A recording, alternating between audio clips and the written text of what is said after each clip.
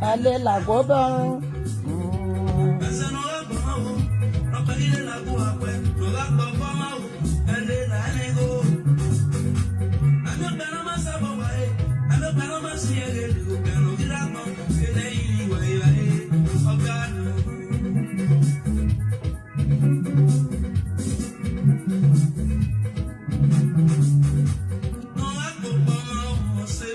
Allez la feo, a fait mama feo, aye papa o.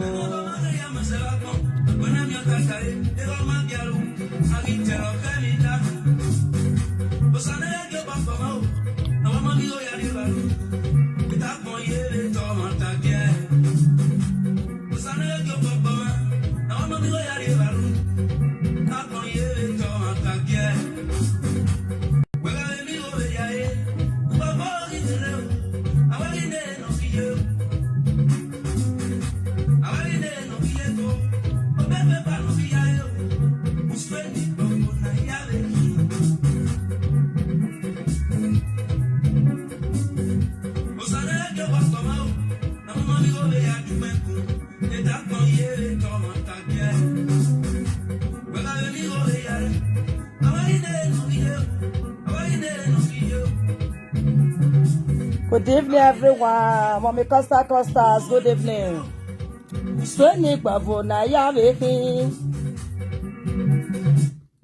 The Telenor IoT expert is very protective. Hi, guys. Naya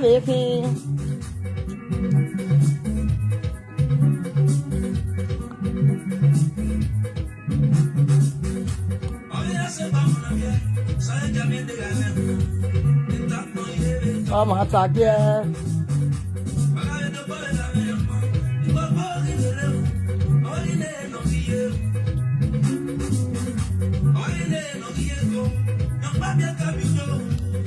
Usweni kwa funa ya wiki. Yes, so.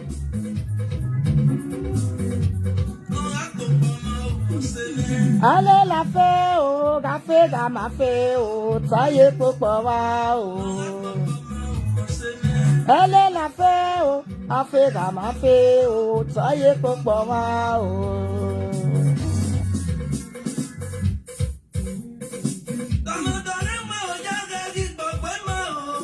Da da kanzo na na da vivi agbon o. E ama oni. Muna de progressive union. Oh, mama, that's your man, and I told you, you're born.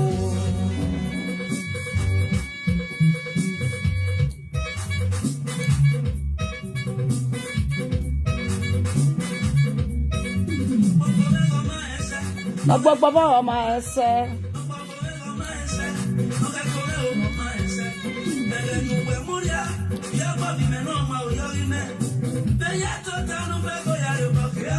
Oh yeah, oh me. Why am you, boy? Oh.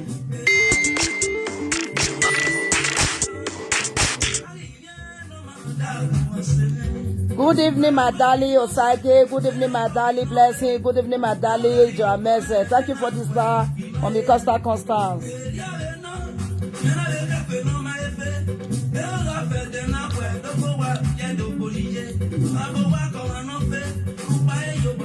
Kakabo. Agba for mama oni.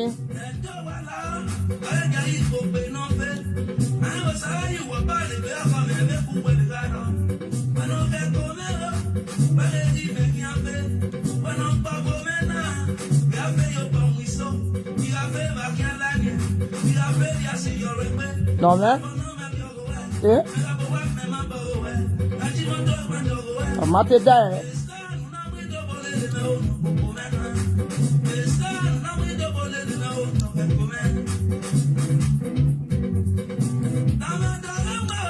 Igba fwe ma o wa ba ga si ma dada to give ya gbon o.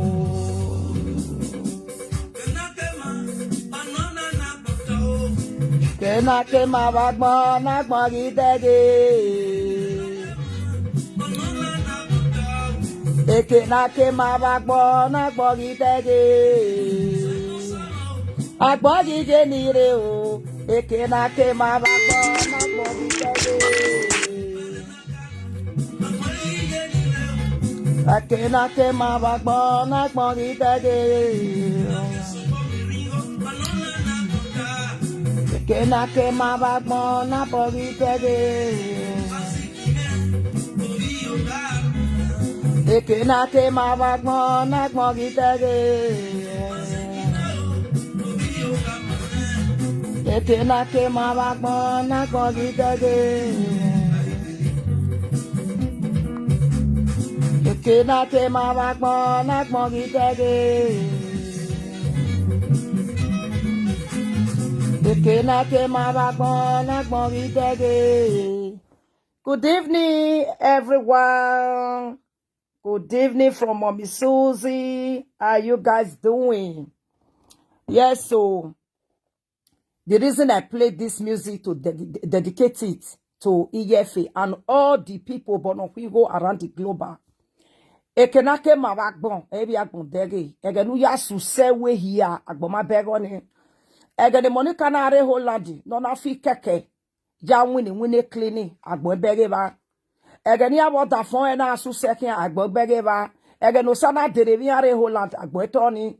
Wogbera wakin agio beti wa keni swon o. Azed gbali an we edo ya pito wa agbona. Agbon ze logoma o mazoma gie. That is one thing. Okay, ono se na leru we no salobala agogo. No you go no my ago man. Are you getting me, my people? The reason I say message to Monica Lobolobo, aka Iyeki One International. I don't go call you for back, make I send this message. I want to send this message around the globe because if I talk out for back, many people no go hear what I tell you for back. Although ye na me go hamagu me tabi bae, ina tabi wa a lale no ri ofen, a ri gbo no fen laro wuzo, ha ri debe ki me lale no teve, iwe egi ahon, I don't pass that stage. This message na for Iyeki. And that music we have play just now for those of you that no kefelele. Eri odo we 10 naira, eri odo we mote 5 naira, eri odo machine 3 naira, eri oje superplity, eri ukona o madese, eri ono na mawo ono na. Ego we ya kefelele no to tagani. Go and put eye no ya take care your we no that way inyere no we nani hegyo mo ebuku. I'm telling you, if you continue like that, scanty people's words, jealousy people without facing your oh umana mo that way edegari iba bo man do aje efesero no keke na tese we go we anafio bago bo jone o igara ga kota amana giseti musebe na ho ekodo akọ ma do na do agbo for ma no ti akoma eni ya do asi ya do tra na do awe competition even able to relay ba ga we sport we ga ni score awe relay because you want to pass your opponent. But the time when your opponent will work money as a what a spring up, you they do another thing they again. So when your opponent don't go forward now, you want to do competition. If you not feel meet up, they will allow con. They cause away many people they do jealousy. And one thing you guys must know, Osalobo atawe pure water, okay ya bowa. Osalobo natawe pure water, okay ya dimoto. Osalobo natawe pure water, okay ya make company. Eke pure water ni wawari obo yo ton we fe we wasa kwa we tori azingo. Osalobo natawe ke pure water no we na ya adu eki ukpon or na ya adu eki emi bai. Ebe no adu se okpa gbifun. That is one thing. Okay? That is one thing I believe. Are you getting me? Kebe where you don't want to have a yak bitan where o man no wabe imi or be bo bagbon. No saloba wo bo wabagbon bo no where bo no ewu hu tori ehie. That is one thing. A day can change it, my day can bless a man. Okay, my people. This message is direct to Iyeki straight. Now be this one. Me, I know they add my own. Okay, maybe some people don't go like her. I know say some people go like her. This is my own. Even if I'm all baron one since then that day. You understand? If you tell me Iyeki, I know say you be one kind person. You say boy, my boy like baby. Iye go mak panokin. Oma no me kono ma ewuki. Okay, oma no me kono ma ewuki. Urere me ure u pak kan. Urere me jabonoma. That is very good. Because oma nemye ke no mwemejo, nemo waze, nemo oso no mwemejo. Oga hote no wa betalo papa wan so talo no la yon e hore ni oni on wa no ma. Okay? But one thing no keke no understand e na good evening everyone. E mi okpa no understand no keke no understand ne yeki. Ma bege ezo ya agui na na yeku. Ezo ya ezo soro ugata mame akia wenemi ponjo menemi ponjo uzu all those things. That one no matter. Understand? Umabege ezo nakagwine na nagwala si konto dagbe. Agwalidi na aswa oge no maniji. Ezo nakagwine na nagwalo na mioma hu. Ezo nakagwine na nagwalo na yasi omati kie. Ezo nakagwine na nagwalo na gebege progress omani. Agagi gwezo nine. Omani no gwala si konto dogwe ni. Wegwe ebyezo na ne wena wede gbesi omani na wegbe dosi ekegbe. Amo eburi onwe. Omani ga igwere gbegire eke no sewa eji enege gwe mana ameni no na sewa eni ori tere ana mi egugwe pabe ba ne de no improve ne amo ebori on there is no time no mani akaye no ya ye ho no maya lele we hia wa amo ebori on because eni ni egwaluwe o enu de eye ga gwaluwe be so ni de ni ugbebe so ni gitere o ipage ne so ni gija te da doge hion ge ne lo pero ma we lo pijo ma ta doge wo ge ne ori gwere gbe ga te we ri reke ni esu bi aidi ni. When I move, Osabana move go do. When I speak up, again, you would be a rena, you get a position here, so we again. What do you expect? Who tell one money or with a bed to him, where we agree, una with a best agree, who were talking a guale, a tomo dawe, agua. Even the eka will get any way better die and over the bed to finish it. But on one of you met me, or make an only worse, and set to keep pay. I would have a belly boy, I hear your wagari belly boy, maybe Niger.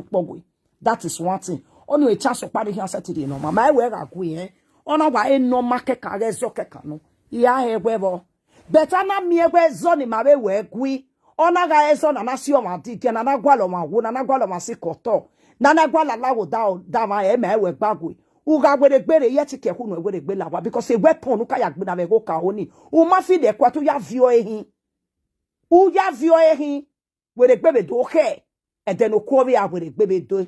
That is even the social media and are you getting me? Because of where they in nearly black, I be nearly dark. No we fake account for 5 years. The media in the social media not okay operating. Bully be a car bully anything bullyable. Keke be crew me bare. Are you getting me? Keke be crew me bare. Because where do you expect a saga na Google will be 2020, a saga na Google will be 2021, a saga na Google will be 2022. If we know what work bon, ati agwalo no wede, ati agwalo na sie fare, ati agwalo na partition gbugwewa, ati agwalo na si wefie trouble at the end of the day. E mama ke mama ya na mama da we yana doju yin amoe. Iya we se be oni amasi work pa, ana sie ma ya fe.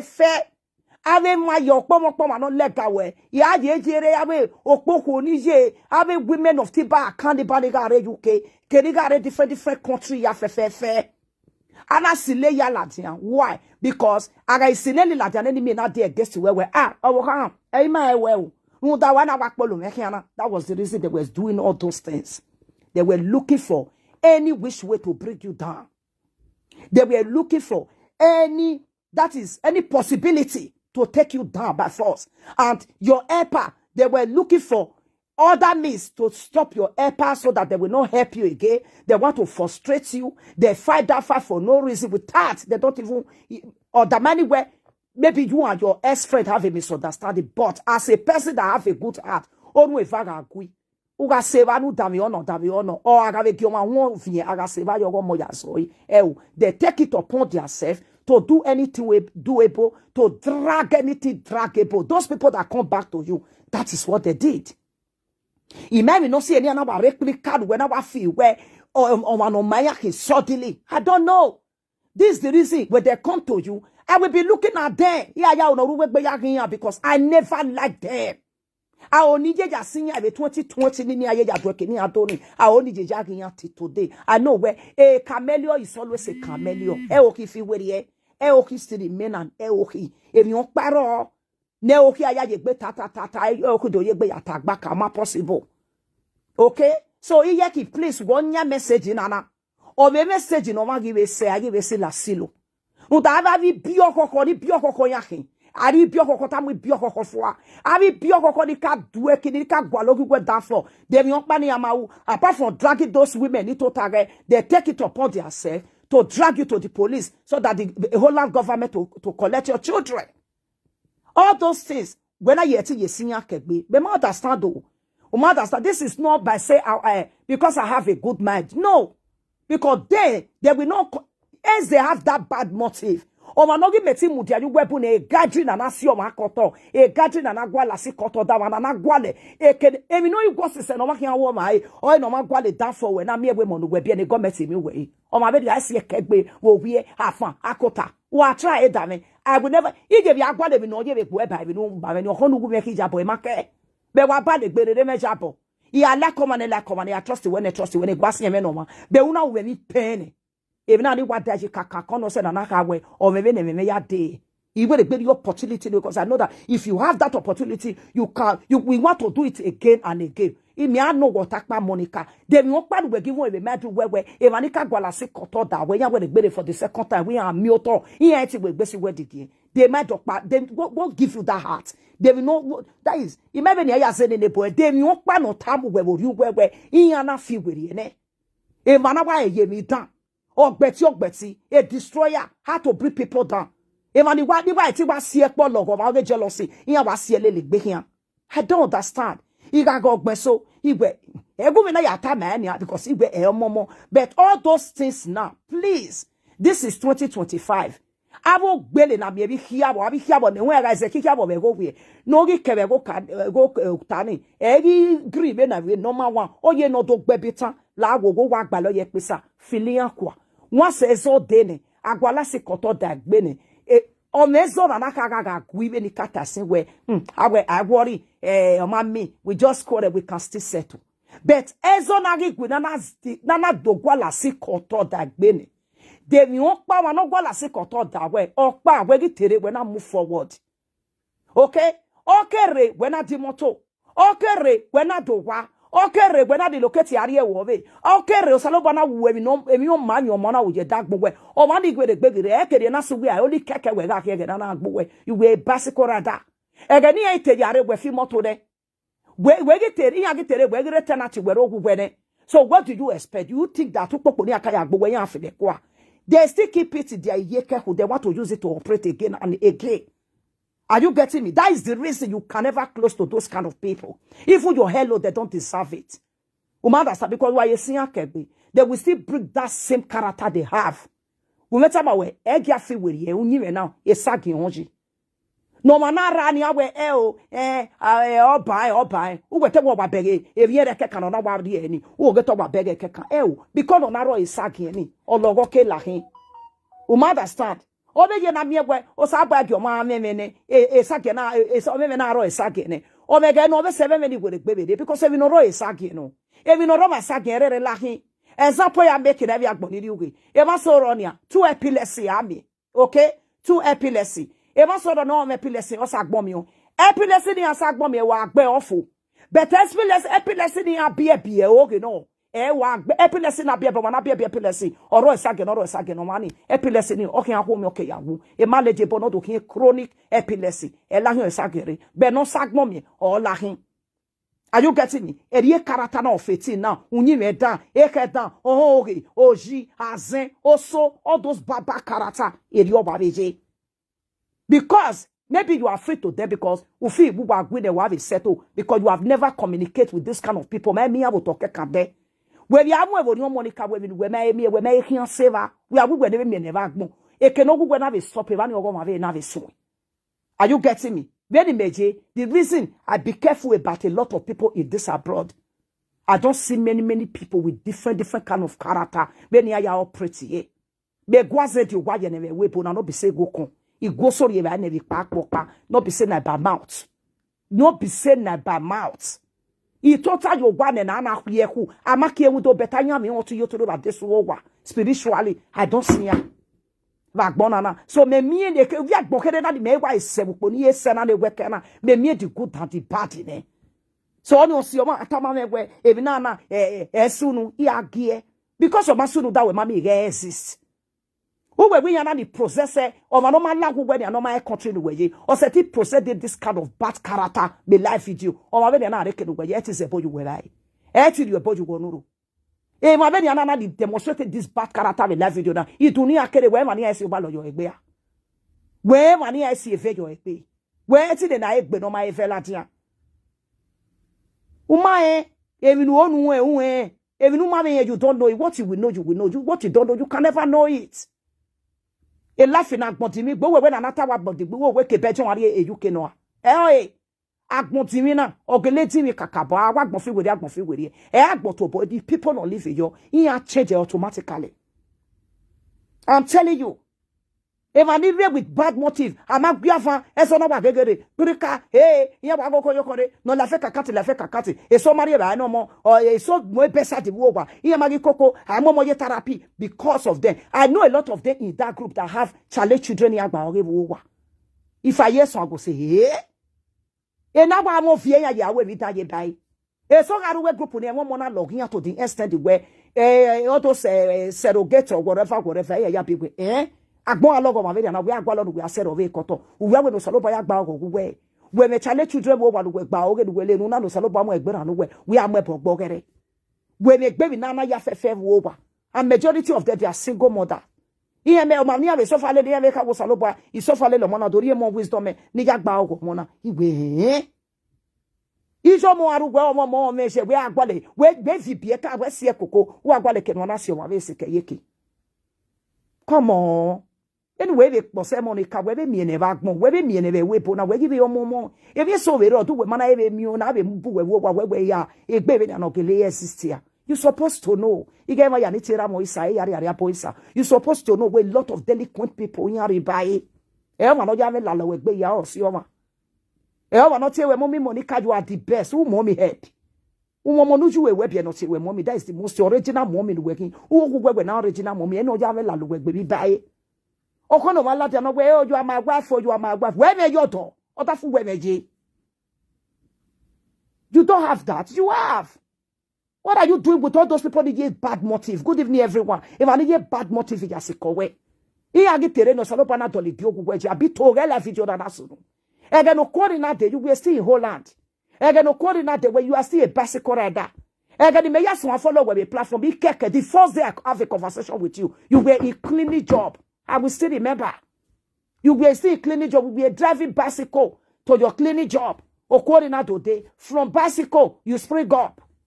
To car. Una do ye driver license. Eme bill. Iya deporte. Una do amebi. Eme bill. Una the driver license now. Unwe live video. Anything you do on live video, it's always fake to them. Because they always want you to go down. That is the reason. Anything where you mula de one with bottle water like the bawe. My people, now good morning, oh. It's your Monica Lobolobo. This water just buying for all those this supermarket too. This water na iya wo you know. Amelu we mu ni oge no exist in the UK fake water because we mu e mo bodo beto ma be ga mo. Oga ma tagele na gele here the supermarket ni. So I want to use this opportunity because if you know wrong imagine no ya tavi yeke. Let me just pour it out and let people know we more tie. Even make you live video me not tane. Anybody know you are damage for responsible. You can come and hold me for responsible. I'm equally to the task. You no problem. If you need beg a life video, it's high. Academy, I am working on a live and a case of academy case when the social media, a make it because not tell them I know you with me or you. As a dame, money kick and don't jump into you where I'm not talking about those one. The origin of that, the old movie and also be 2019, 2020. Let's say 2019, 2020, 21, 22. Hello? Did you take away wickedness in it? Yamufuanea. Did you take away character? Yamufuane? May get sack your magic. Or see your manore roba. Person will go call your yamela, but you know, say I love you. Who love help? We are going to love where. Oh, my name love you. Walk while in Orion. Very mediana. Who I will love you, love you. I wish you whatever you wish me. Betty me, you love you. Don't make me a lawyer. I quite love you. No more be period to yank in Amio. What do the enemy? Well, I can't see my mommy. Thank you. I appreciate you. Betty me money made you remember not to my mommy. Look at me and your fake one. Original one was Abaya or day me. Memo war. Are you getting me? Yes, 2020 to 2022. Here get your improvement. Everything improve. Osalopana dole dakbon weji. The reason you will not go close to these people again, because why? Not because you are a bad person, no. Because those people cannot manage you. They cannot manage and go with you because they don't want to see your happiness. They don't want to see your happiness. If you don't know, you know. Oh, anybody no kagwala si koto da when I see koto no ye go alok ni okono a progress no congratulate you you not see how you dey spring up now lie e ko ya gin ko and what you will do I will expect you to do away with all those barophobia set of people and move on o me can give a side silly bi o ka silly nyaga nyaga gi sila bo meme no we are if you don't fight when no ya free the devil don't when no ya gbe the fight no uri okuo if you no saboba ya bless you you have it. Say, that is the number one happiness. No woman. Because of no me go no money go all those words is useless phobia. Emi no gaya o. Oba no moje veve no honey go areba na lie. Na so tears. Umomo kwa no se we mommy. Umomo ko emwe ni vale ke va no me ya vie ona vie nwe ko we di no kwa vie nwe ko we di an. Ugbe ai go we si e re gbe na we agba le part we umi we ga ho awe no pare. That is the joy of a mother. What are you looking for? By the grace of God, in 5 years coming, the children no boss. All those barophobia and the magba the kiyefe kakati gwala wani hasi koto. All the name I want to fight for you when no matter invitation here. What are you using there? What are you using there for? Stay away from these people. Every time, I know, you know, some people will not say they want to judge it. They will not say because of one hockey. There was never your friend. They just come uninvited. They all come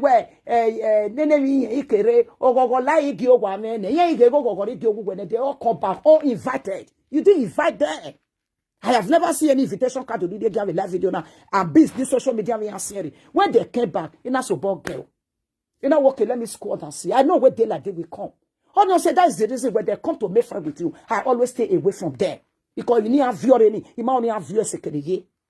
Are you getting me? When you did it, I'm going to all say, because I don't want them. A social media may feel by feel.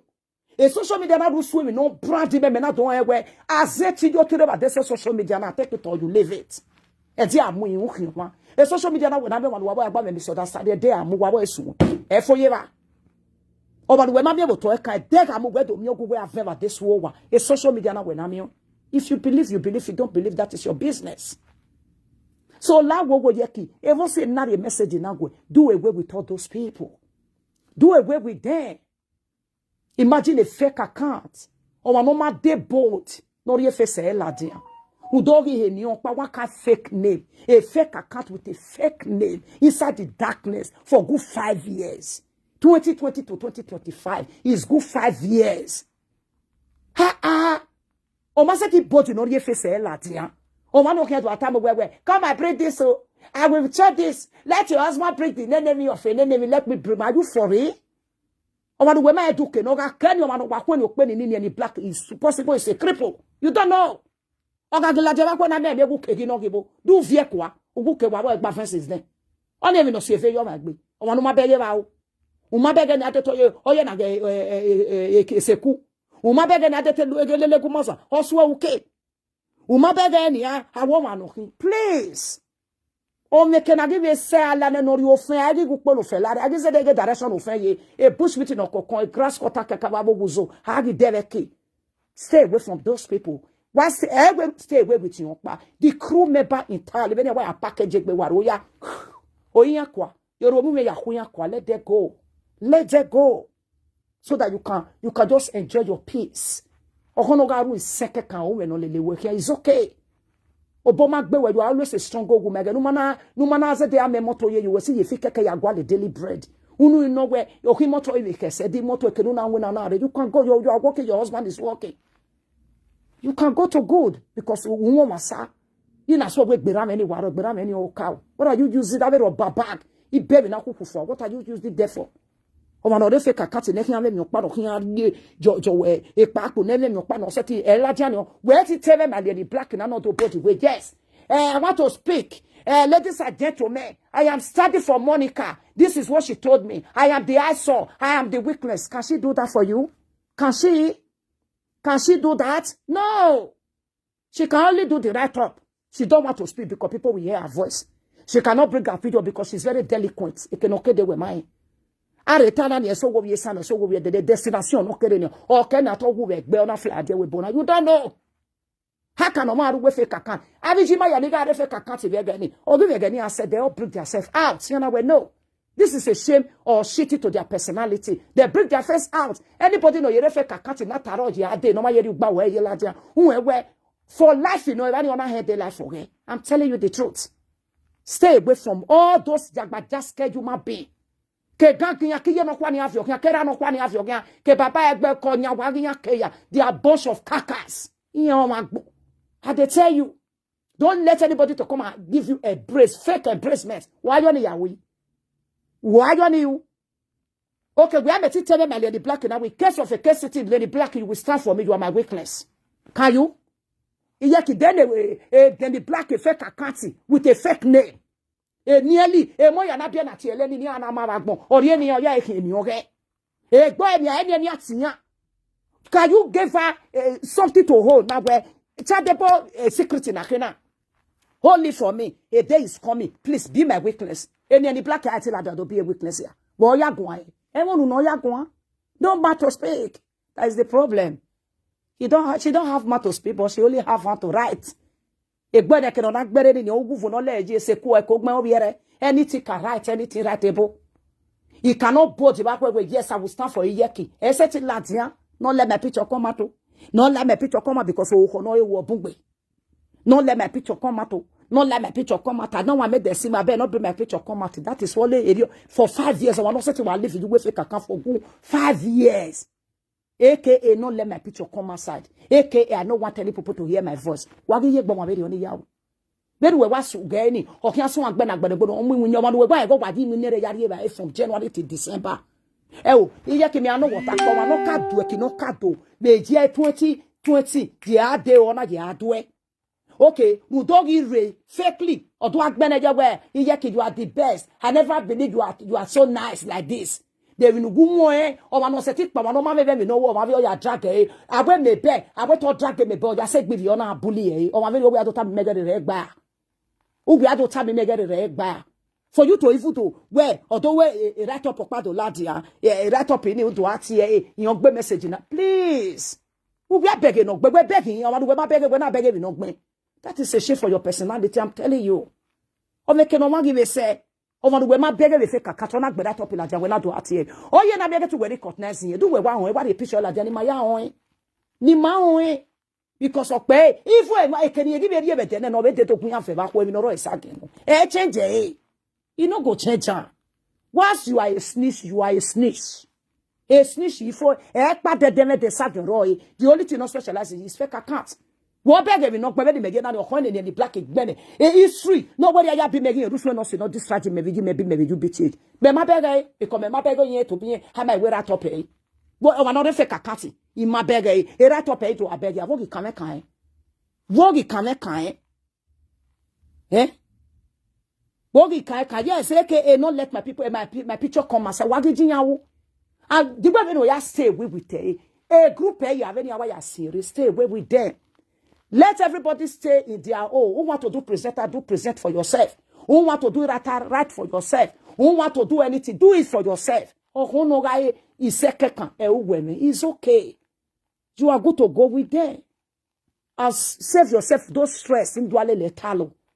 Or one of fake account mighty the face I don't have to time we give in the fake noir. You understand? What is it the way I'm facing well at the way I did total your face a camera, don't you know that you are a both woman? You are a giant.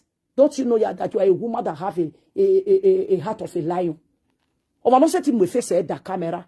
Who go no sock piano or good way no. A social media no my easy. It can say was on a yaka baraki tatashi here. A Kenyan would as a Morocco as any Biakania not do it. It can hold a woman may not through it. I know understand. Please stay away from all those people. That is the reason I never welcome them in your platform. I never noticed them if they are there. Eziana, any they made do home, Nadia, made do home, my people.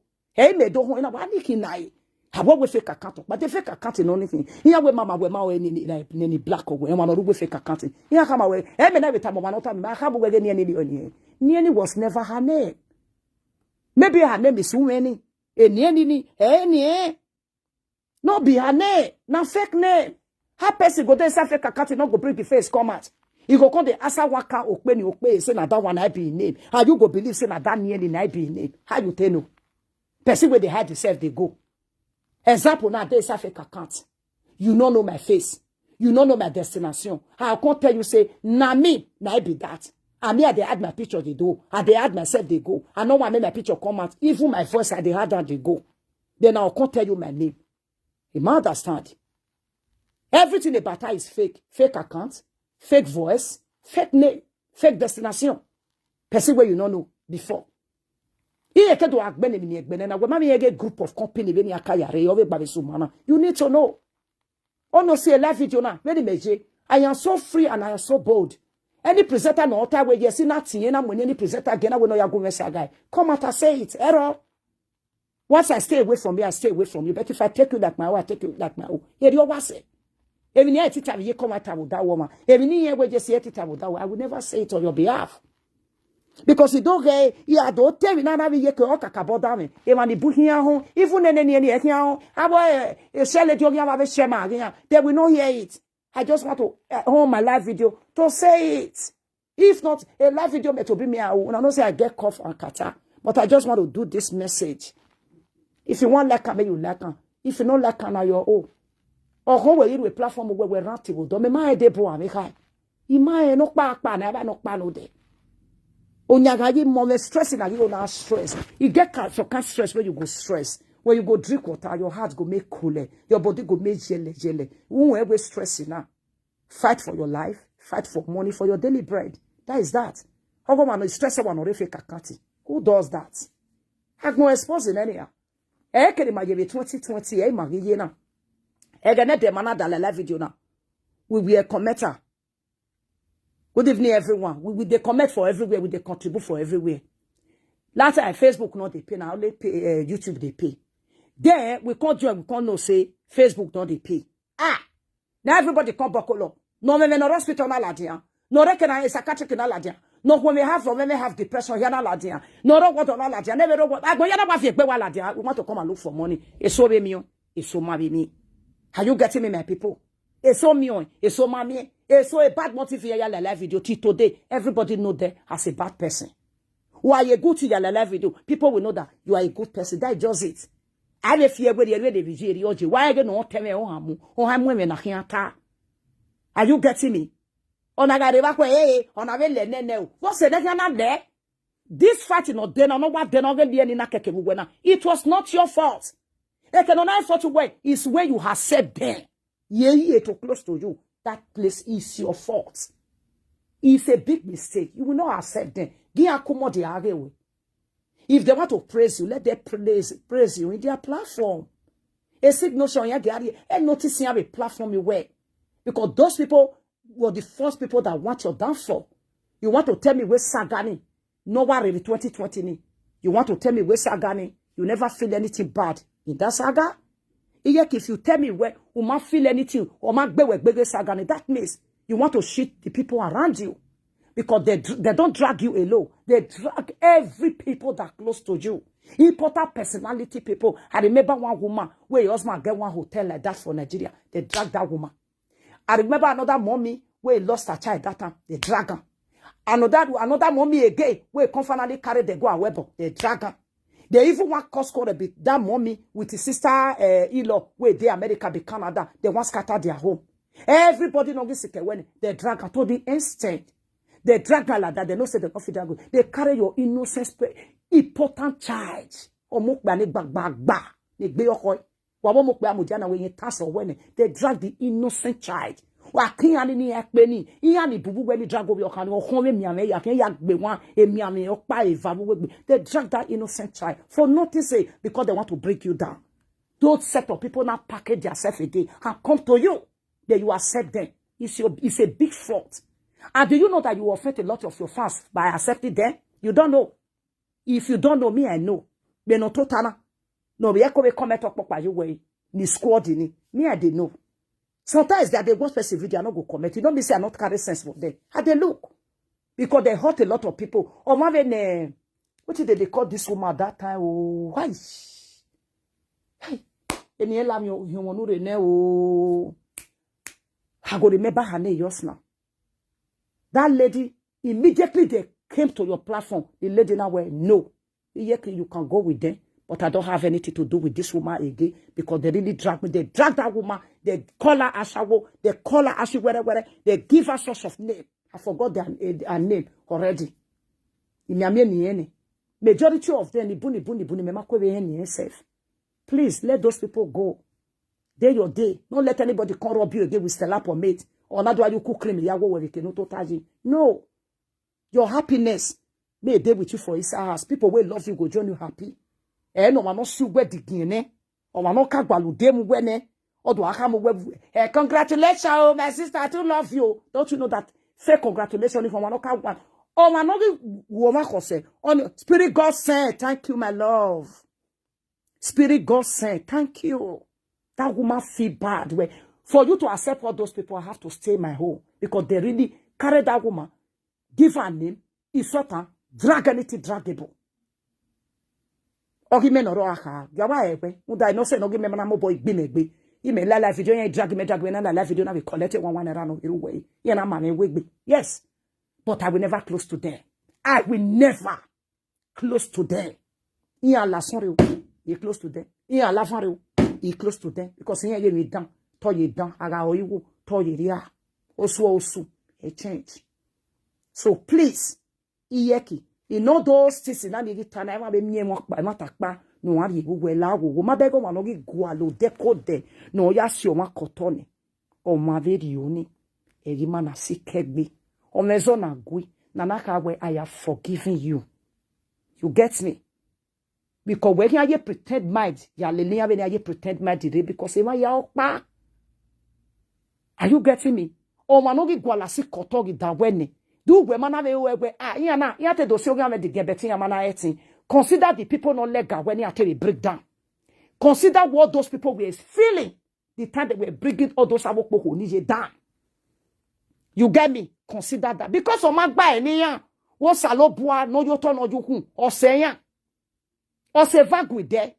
Ogi and say why you are dollar. Who might you are dollar? You carry away and live your whole life. Not to create a group that you come and fight. They are all better today. She will not come out tomorrow and say, I love you. You know, say I love you. Who love her? No, quite a love for my king of Nayari. A bama ye yamen land with women where you go bass. Yet you look boy ye. When my brother 45, we are to when my foot do it. A day do a general way. Oh, yeah, Gigi, whether you are David na daketo. No, get it to a no. Because you're supposed to know we are walking. Or no me well, or no me who you go like baby, no person will see you don't know, say you don't pay for life. Or not better 40 years in a year, mama. Stay away from all those people. Let that day they make you day your day. No, do or say not back a sick, busy again. I have to say, come out to away, never do me anything else, you never must to analyze it. Say no matter, ever must to go either negatively or positively. Now, no matter. But negative desuno. Stay away from those people because there is no way no ya iti fee or do tell a dian way iana or se ni akime or se no never.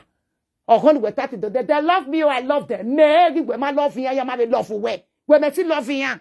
Be ya ma love way because I can asu we aji ever we jeje. E keni anagate love way. E na kina. E keni anagate love way na kina because they can asu we aji vani anado over way. They go love you now. Eta when we dey. Hagi dey we gele de fo agbel. We wrote a keka. Okome, what is the national love you? They will love you because that is what they ever want you to be. From hand to hand, that be from hand to mama was an any boy. No amale that is what they ever want. And here pass for 2 years or 3 years. You are not there again. That's where you never know. When a true love, now they break come from you. Not true. They really love me. Not true love now. Now they love for me. If you are kere, we get kejo, we get kere. E Monica, your name must say nebo or maza is working. Work by never. Me ma yek be me fia la se be ama egugwe. Me ma edi motor ni me ma yek be me fia la se because the driving school me ajo me only me no yo efi motor ni. We no why you driving school we me ne gbe fi pe motor ne. We aye gbe we fia la se be me ma understand wo so. Please. On me ezo na gbagbu na nagbaka re we iye we ne okpa makin ma make ni man legbere no. You have a free heart. But that free heart iyan osemokpa ozebokpa. Sometimes, if you are too nice to people, they will take your sympathetica. They will use your sympathetica to turn to your stupidity. They will think your enemy are stupid because you have a sympathetica. You are a sympathetica person. I'm telling you, one year school, they will take that advantage because you have a sympathy heart for people. They will not try to use you. They will think because you have a sympathy heart, they will think your enemy are stupid. Are you getting me? So please. Or make an give say, one pose, one high shoulder. Or make an anaka when no, or when you are noticing those person, no one would will still give her a respect. That is the people that stood by you. The time of Okori, Maga Aguero. Maga Aguero. Maga Aguero, again, Maniga Aguero about that time in it, the whole problem in Adi. He are now offended way. If they come and beg, me, I will support to accept them because they were with you when you were nothing. No dova webe nothing here na gbuwe as you wesi koto. Then I came back again. Here itere where you prove ne. Then you will come and say, iya gele like we awawa. You understand? Mwaga gbuwe ro. Ege nuwe mana me mi rokpani. Maybe egbe ma very oni no ga gbuwe ro that time ni nuwe mana me mi rokpana na drag we you drag we ni. If they offend you, me myself I will on my live video to support and apologize. When you ma cool. Jerekele makede, we were one before. When me was in the jungle, my yagba areva, the time of distress and everything. Aya we here, we try. Na bully ye boy noa. Then aketa, ni avion on a bully ye boy na bully over in Nigeria. Or zekbege COVID-19 day, have we here working wa. Or one mari go give while you were mocking the person. No ege COVID a day, or e boro ne COVID is you no you hear one. Because you guys are specialized to humiliate person, to bring people down, wa mobile down, wa se wa koto, wa me yokpa no wa ma o. Ogi me no na wa ni obokpa, because wa ma me wegbe. Osalobo na o me se na dafi we me wo. Wa ma me, e me ni me take away o ma tebe seri na wa de do ma me. There is nothing a presenter akpa saga ime. No ogbe me ne so egbe ero because omo na bia wo hu we yen no wa de live je me meje me wa go be live video na we na do ye kpoyi. For that police, my baby sagapa no one. It may be people who do me life video no to tell me, mammy. He can't never make it to go above your money. I soon because one mammy wake bene. Do you understand?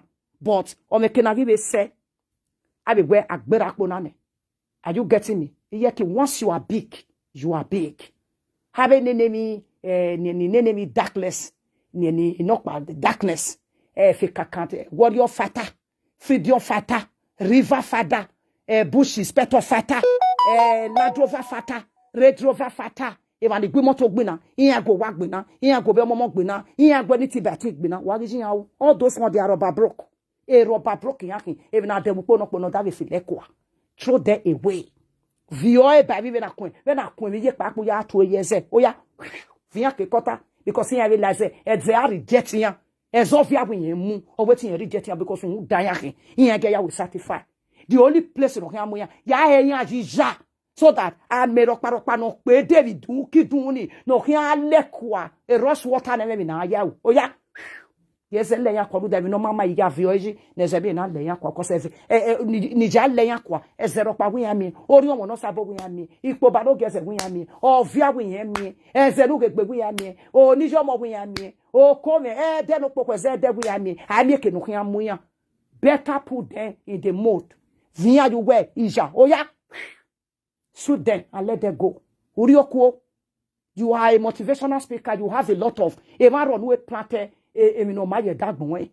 What 100 ever mammy 15 or no ye want your you know, do that. Or what can go with Saga Vione? Better never by broken ni kawa rebe go koni. Inyani. Don't take that close to yourself at all. I will baby no go get 2020, 2021, 2022. Why ya? Be ma fin ya kia. I me gian bu sokun. I na doro e me kin aba. Hama I mi ewe nenemi no ruwe nenemi. O ma kam wewe. My name is nearly black. I'm in a fake account. I cannot speak. I cannot bring my picture. My name is fake name. My account is fake account. all the time where come and breed this thing. I want to do competition with you. That is very low to your personality. No baby na beg Mariana ST body the okay very better than when no body the Latiana. On that is how you know who when no the Latiana na beg on no work be. Do you understand? Be ma care when no care them mo boy interest me. But the kind of character no one or determine one no one. Eva so refe kakati na ya bully innocent children. He bully innocent children. Emi ababe de party na you ja we block him no party na. But not to carry innocent children. When they need any niji, and then you pa oti e bomb, oti anything, and then you pan a deal. Those set of people we had to say, don't you know, even carry that close to yourself. A lot of